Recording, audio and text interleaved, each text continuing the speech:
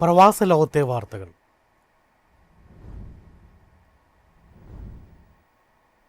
യു.എയിൽ നിന്നും കേരളത്തിലേക്കുള്ള വിമാന ടിക്കറ്റ് നിരക്ക് കുതിച്ചുയർന്നു.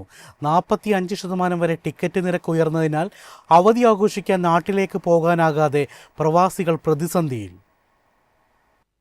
ബലിപെരുന്നാൾ അവധിക്ക് നാട്ടിലേക്ക് പോകാനിരുന്ന പ്രവാസികളെ ദുരിതത്തിലാക്കി വിമാന ടിക്കറ്റ് നിരക്ക് ക്രമാതീതമായി ഉയർന്നു. മലയാളി പ്രവാസികളിൽ അധികം പേരും നാട്ടിലേക്കുള്ള യാത്ര മാറ്റിവെച്ചിരിക്കുകയാണ്. മധ്യവേനൽ അവധിക്കാലമായ ജൂലൈ, ഓഗസ്റ്റ് മാസങ്ങളിൽ നാട്ടിലേക്ക് പോകാനായി മാസങ്ങൾക്ക് മുൻപേ വിമാന ടിക്കറ്റ് ബുക്ക് ചെയ്യുന്നത് പതിവാണ്. എന്നാൽ ടിക്കറ്റ് നിരക്ക് വർദ്ധിച്ചതോടെ ഇത്തവണ ബുക്കിംഗിലും വൻ കുറവുണ്ടെന്ന് ട്രാവൽ ഏജൻസികൾ സൂചിപ്പിച്ചു. സംഘർഷത്തെ തുടർന്ന് നിർത്തിവച്ച വിമാന സർവീസുകൾ വിദേശ എയർലൈനുകൾ തുടങ്ങിയെങ്കിലും ഇന്ത്യൻ വിമാന കമ്പനികൾ പൂർണ്ണമായും സർവീസ് പുനരാരംഭിക്കാത്തത് നിരക്ക് വർധനയ്ക്ക് ആക്കം കൂട്ടി. യു.എയിൽ നിന്ന് ഇന്ത്യൻ സെക്ടറിലേക്ക് യാത്രക്കാരുടെ എണ്ണത്തിന് ആനുപാതികമായി വിമാന സർവീസുകളുമില്ല.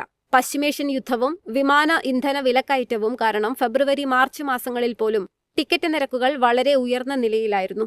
നിരക്ക് ഇനിയും ഉയരാനാണ് സാധ്യതയെന്നും ഓഗസ്റ്റിന് ശേഷമേ കുറയാനിടയുള്ളൂവെന്നും ട്രാവൽ ഏജന്റുമാർ പറയുന്നു. News desk, MyFin TV.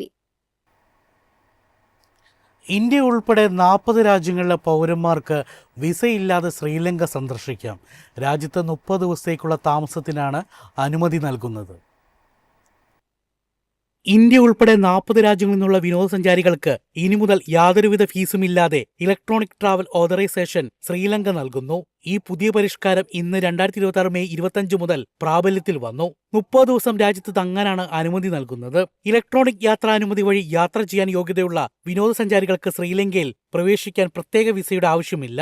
എന്നാൽ യാത്ര തിരിക്കുന്നതിന് മുമ്പായി ഡിജിറ്റൽ ഇലക്ട്രോണിക് ട്രാവൽ അതോറിറ്റി വഴി അനുമതി തേടിയിരിക്കണം. തിരഞ്ഞെടുക്കപ്പെട്ട രാജ്യങ്ങളിലെ പൗരന്മാർക്ക് യാതൊരുവിധ നിരക്കുമില്ലാതെ ഇതിനായി ഓൺലൈൻ വഴി അപേക്ഷിക്കാവുന്നതാണ്. പട്ടികയിൽ ഉൾപ്പെടുത്താത്ത മറ്റു രാജ്യങ്ങളിലെ പൗരന്മാർ നിലവിലുള്ള ശ്രീലങ്കൻ ETA നിയമങ്ങളും ഫീസ് ഘടനയും തുടർന്നും പാലിക്കേണ്ടതുണ്ട്. വിനോദസഞ്ചാരികളുടെ വരവ് സുഗമമാക്കുന്നതിനും ടൂറിസം മേഖലയെ പ്രോത്സാഹിപ്പിക്കുന്നതിനുമായാണ് ഈ പുതിയ തീരുമാനം. News desk, MyFin TV.